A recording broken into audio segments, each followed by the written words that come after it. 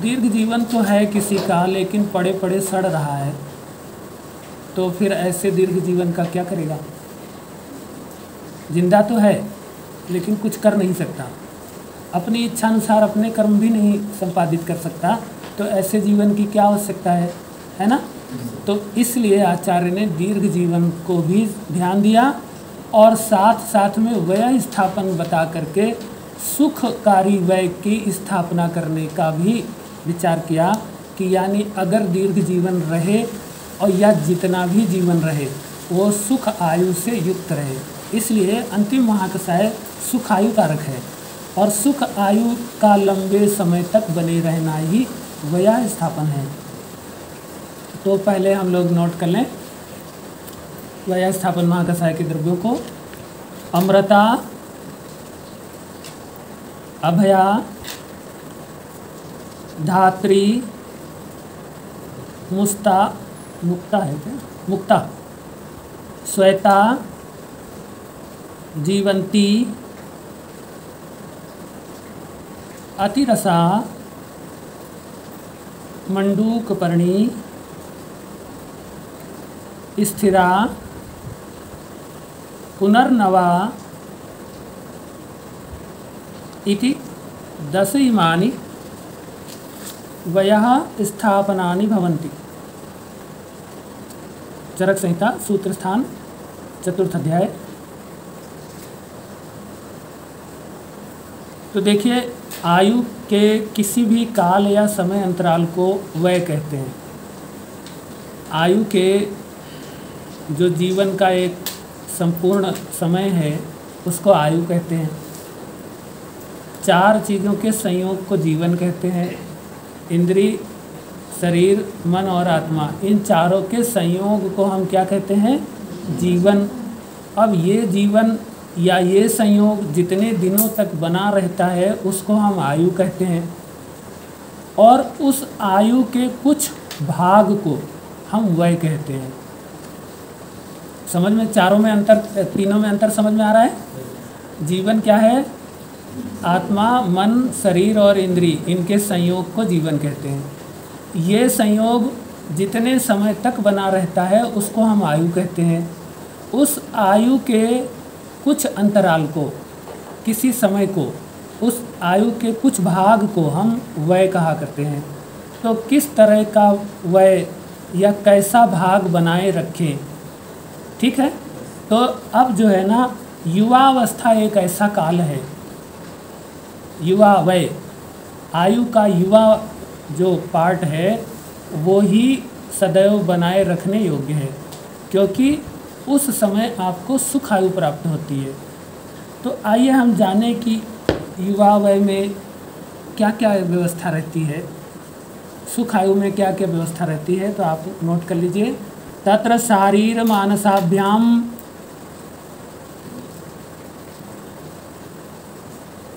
रोगाभ्याम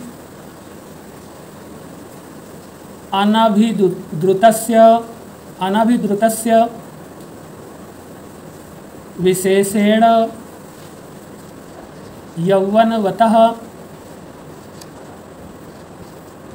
समर्थ अनुगत बलवीर्य यशः पौरुष पराक्रमस्य ज्ञान विज्ञान इंद्रियार्थ बल समुदये वर्तमानस्य परम रिद्धि रुचि विविध उपभोगस्य समृद्ध सर्व आरंभस्य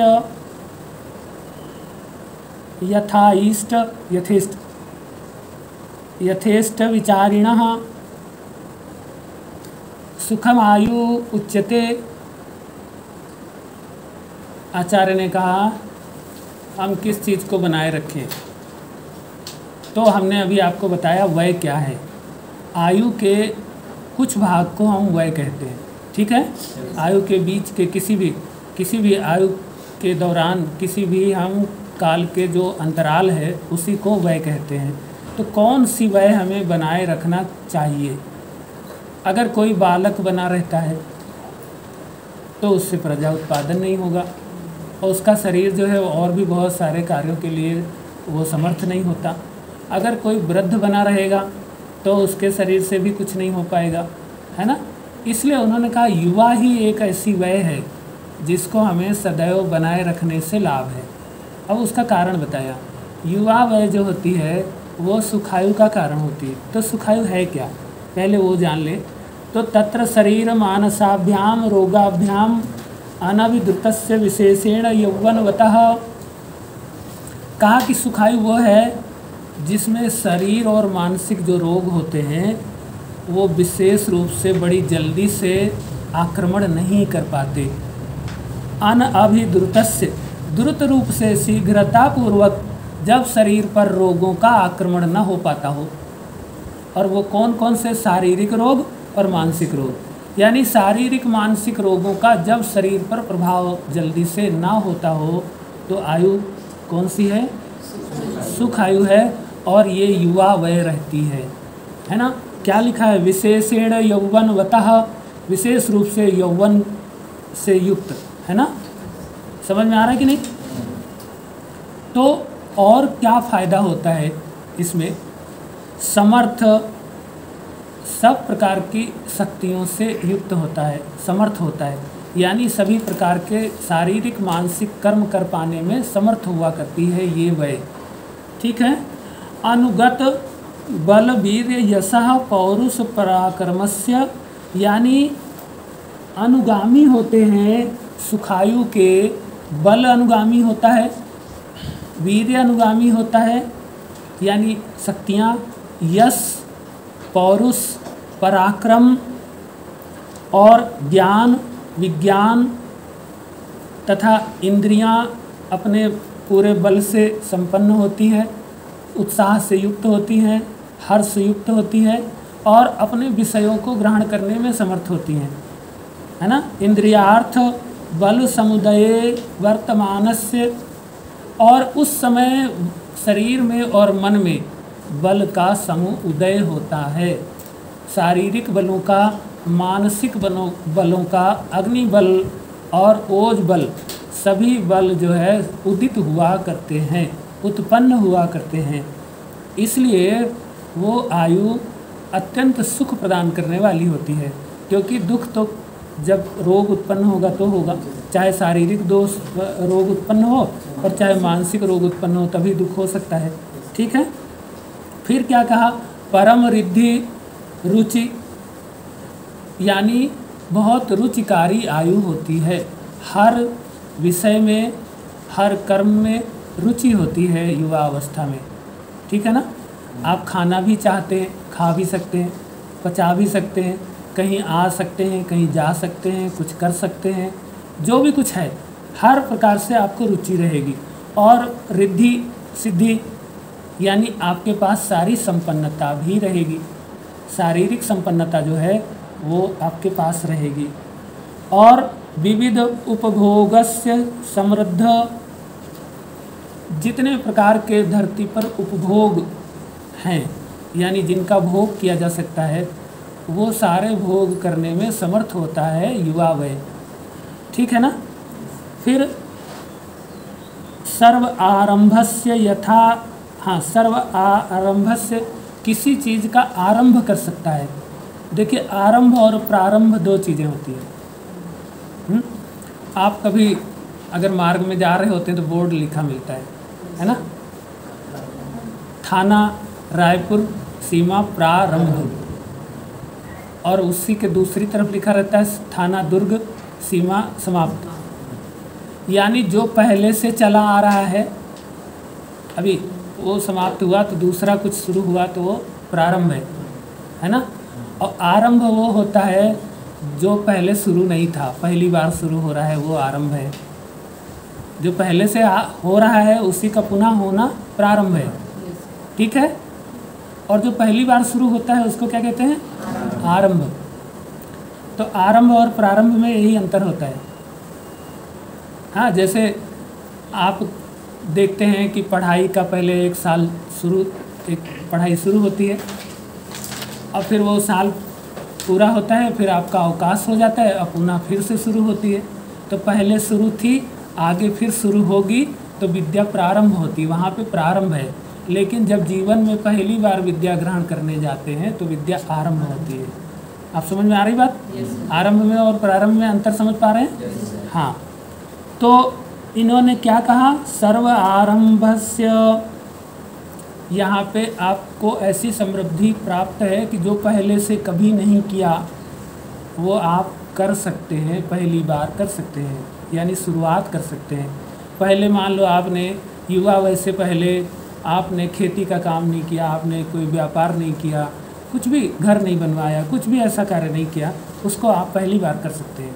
उस समय आप सारी समृद्धियों से युक्त होते हैं, ठीक है कि नहीं?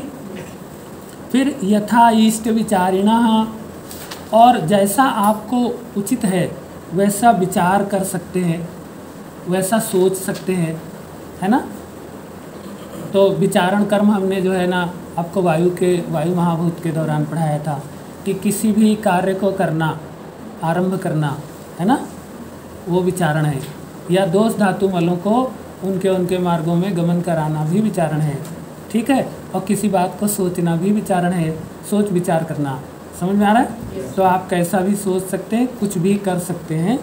और तब इस तरह की जब वय रहती है तो ये होती है युवा वय, और जो आयु है ये वो है सुख आयु। तो इसी सुख आयु को स्थिर रखने के लिए, इसी स्थिति को सदैव बनाए रखने के लिए जो प्रयास हम लोग करते हैं उसको कहते हैं वयः स्थापन, ठीक है। तो वयः का मतलब है युवा वय का स्थापना करना, है ना, या व्याधि रहित वय की स्थापना करने का जो विधान है उसको हम कहते हैं वय स्थापन, ठीक है। अब तो आप समझ गए होंगे। तो कैसे करते हैं कि सुखायु के नाश को रोक कर अथवा धीमा करके, है ना, सुखायु अंतराल को दीर्घ करने वाली जो औषधियाँ हैं वो वय स्थापन औषधियाँ कहलाती हैं। अब ये तो हम समझ गए कि वय स्थापन क्या है, लेकिन अब इसको करना कैसे है? तो सारी जो आयु है उसका प्रमुख कारण है अग्नि, सुख का प्रमुख कारण अग्नि है, क्योंकि अग्नि की विकृति से ही सारे रोग होते हैं, ठीक है। अग्नि अगर विकृत नहीं हुई तो रोग उत्पन्न होना मुश्किल है। तो इसलिए ऐसी शारीरिक मानसिक व्याधियाँ जहाँ अग्नि विकृत होती है वहीं पे ये व्याधियाँ।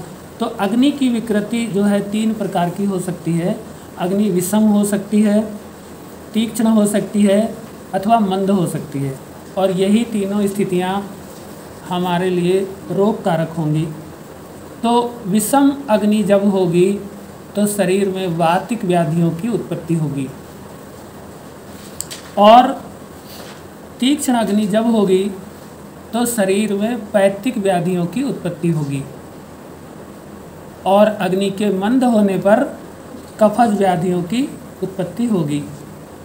अब होता कैसे है कि जब अग्नि जो है इस तरह की स्थिति में रहती है तो धातु शोष हो सकता है, धातुओं का खरपाक हो सकता है, अथवा आम धातुओं की उत्पत्ति हो सकती है। यदि अग्नि मंद होगी तो धातुएं आम उत्पन्न होंगी, यदि अग्नि तीक्ष्ण होगी तो धातुओं का खरपाक हो सकता है, अग्नि विषम होगी तो धातुओं का शोष हो सकता है, ठीक है। तो इस तरीके से अग्नि की विकृति से धातुओं की विकृति उत्पन्न हो रही है, दोषों की विकृति उत्पन्न हो रही है। आप समझ पा रहे हैं कि नहीं? तो ऐसी स्थिति में अस्वाभाविक आयु के लक्षण प्रकट होने लगते हैं, यानी प्रोजेरिया हो सकता है, आपको समय से पहले वृद्धावस्था के लक्षण आ सकते हैं। और आपको तो बने रहना है युवा। तो यही व्यवस्था बनाए रखने के लिए हमें वया स्थापन द्रव्यों का प्रयोग करना पड़ेगा, है ना। जैसा कि आप जानते हैं कि अगर आम धातु की उत्पत्ति होगी तो आपके शरीर में बुढ़ापे के लक्षण इस स्थिति में भी आएंगे, और धातु का शोष होगा या खरपाक होगा तो भी समय से पहले वृद्धावस्था आ जाएगी। ठीक है ना भाई। अब दूसरी परिस्थितियाँ और हैं। चिंता, शोक, भय, चित्त उद्वेग जनित जो वय वृद्धि होती है, अधिक चिंता करने से बहुत शीघ्र आपको बुढ़ापा आ जाता है ना। अधिक भय होने पर भी बहुत शीघ्रता से वृद्धावस्था आ जाती है। अधिक चित्त उद्वेग होने पर भी ऐसे ही स्थिति उत्पन्न होती है। और जब इस तरह की स्थितियां हो, अधिक भय हो, अधिक शोक हो, अधिक चिंता हो, अधिक जो है चित्त उद्वेग हो, तो हमें वात पित्तनाशक चिकित्सा करनी चाहिए। वात पित्तनाशक द्रव्यों के द्वारा अगर हम चिकित्सा करेंगे तो भय, चिंता, शोक, चित्त उद्वेग ऐसी मानसिक विकृतियां जो है उनका शमन होगा। और जब मानसिक विकृतियों का शमन होगा तो हमारी अग्नि के कार्य, शारीरिक अग्नि के कार्य सम्यक होने लगेंगे, और फिर अग्नि सम्यक है तो शारीरिक व्याधियों का नाश होने लगेगा, और हमारा जो सुख आयु है वो सदैव बना रहेगा। ठीक है कि नहीं। तो शारीरिक व्याधि जनित वय वृद्धि, यानी वय वृद्धि कैसे हो रही है। अभी देखिए, आयु तो आपकी नहीं बढ़ रही है लेकिन वय बढ़ रही है। हमने आपको दोनों में अंतर बताया। आयु क्या है, टोटल जीवन का पूरा काल है, जब तक चारों का संयोग लगातार बना रहता है उसको हम लोग क्या कहते हैं, आयु कहते हैं। और उस आयु के एक अंतराल को हम लोग वय कहते हैं। तो आप अंतर समझ पा रहे हैं। तो हम कह रहे हैं कि वय वृद्धि में, वय वृद्धि किसको कहते हैं, बालक से युवा होना वय वृद्धि है, और युवा से वृद्ध होना वय वृद्धि है। ठीक है। तो वय वृद्धि जनित जो रोग हैं या जो व्याधियां हैं उनमें हमें वात नाशक, पित्तनाशक अथवा कफनाशक द्रव्य प्रयुक्त करने पड़ते हैं, है ना। अब वो देखना है कि वय वृद्धि किसके कारण हो रही है। जैसा कि अभी हमने बताया था, यदि आम युक्त धातुएं बन रही हैं तो हमें कफनाशक, वय वृद्धि नाशक जो औषधियां हैं उनका चिकित्सा में प्रयोग करना है। यदि धातुओं का खरपाक हो रहा है तो हमको क्या करना है, पित्तनाशक औषधियों का प्रयोग करना पड़ेगा। यदि धातुओं का शोष हो रहा है और उससे वय वृद्धि हो रही है तो हमें वातनाशक औषधियों का चिकित्सा में प्रयोग करना पड़ेगा। इस प्रकार से हमने जान लिया कि वया स्थापन करने के लिए एक निश्चित वय को हमको लगातार बनाए रखने के लिए इन तरीकों से चिकित्सा करनी पड़ेगी। ठीक है। तो आइए, अब हमने जाना कि एक और व्याधि है जो इन दोनों से भी भिन्न है, वो है स्वाभाविक वय वृद्धि नाशक। स्वभाव से, जो स्वभाव उपरमवाद आपने पढ़ा होगा कि स्वभाव से हमारा नाश हो रहा है, तो फिर वय कैसे निर्धारित, वैसी की वैसी बनी रहेगी, नहीं बनी रहेगी। तो स्वाभाविक वय वृद्धि जो हो रही है, स्वभाव से हम बालक से युवा और युवा से वृद्ध हो रहे हैं, उसको भी हमें धीमा करना है। हम उसको रोक नहीं सकते। स्वाभाविक व्याधियों की कोई चिकित्सा नहीं होती है, परंतु हम उनको धीमा कर सकते हैं, है ना, उनकी गति को धीमा कर सकते हैं। तो इस महाकषाय में 3 ऐसी औषधियाँ दी हुई हैं जो स्वाभाविक वय वृद्धि को रोकने का काम करती हैं, यानी स्वाभाविक वय वृद्धि रोक करके वया स्थापन करने वाली औषधियाँ भी दी हुई हैं। तो वो कौन सी औषधियाँ हैं, अभया, आमलकी और पुनर्नवा। अभया, आमलकी और पुनर्नवा। अब देखिए, ये तीनों स्वाभाविक व्याधियों में दी जाने वाली औषधियाँ हैं। आप कैसे देंगे इनको, कैसे समझेंगे। यदि किसी की प्रकृति, जैसी प्रकृति होती है वैसे ही स्वाभाविक नाश होता है उसका, है ना। अब वातिक प्रकृति है तो वायु स्वभाव नष्ट करने का कारण, वायु स्वाभाविक रूप से वय को नष्ट करने का कारण बनेगा। ठीक है, तो इसमें जो है धात्री, जैसा कि अमलकी है, ये धात्री है, पोषण का काम करने वाली है ना। पुनर्नवा है, ये पुनः युवा करने वाला है, जो बूढ़ा हो गया उसको पुनः युवा करने वाला है। तो इसको हम कहाँ देंगे? पुनर्नवा को कफ की, जिनकी कफज प्रकृति है, उनके स्वाभाविक व्याधियों को नष्ट करने के लिए देंगे। ठीक है, धात्री का प्रयोग हम पैतृक वाले में करेंगे और अभया का प्रयोग हम वातिक वाले में करेंगे। ठीक है, वातिक स्वाभाविक वय वृद्धि को रोकने के लिए अभया का प्रयोग, पैतृक को धात्री का प्रयोग और कफज को पुनर्नवा का प्रयोग। ठीक है, समझ में? अब बाकी बचे दो, एक मानसिक और दूसरा शारीरिक। तो जो वो हुए अस्वाभाविक वय वृद्धि नाशक, एक तो स्वभाव से वय वृद्धि हो रहा है और एक बिना स्वभाव के कारण यानी रोगों के कारण हो रहा है, वो अस्वाभाविक है। तो उसमें पहला वाला मानसिक व्याधि जनित वय वृद्धि नाशक जो द्रव्य है वो है मंडूक पर्णी। ठीक है, और उसके अलावा जो शारीरिक व्याधि जनित वय वृद्धि नाशक औषधियाँ हैं वो है मुक्ता, मुक्ता माने रासना, शतावरी, जीवंती, स्थिरा, श्वेता मतलब अपराजिता और अमृता, अमृता मतलब गिलोय। इस प्रकार से ये 10 द्रव्य वया स्थापनकारी होते हैं। तो हमने आज आपको पूरे 50 महाकषाय पढ़ा दिए, वया स्थापन महाकषाय समाप्त हुआ। ठीक है।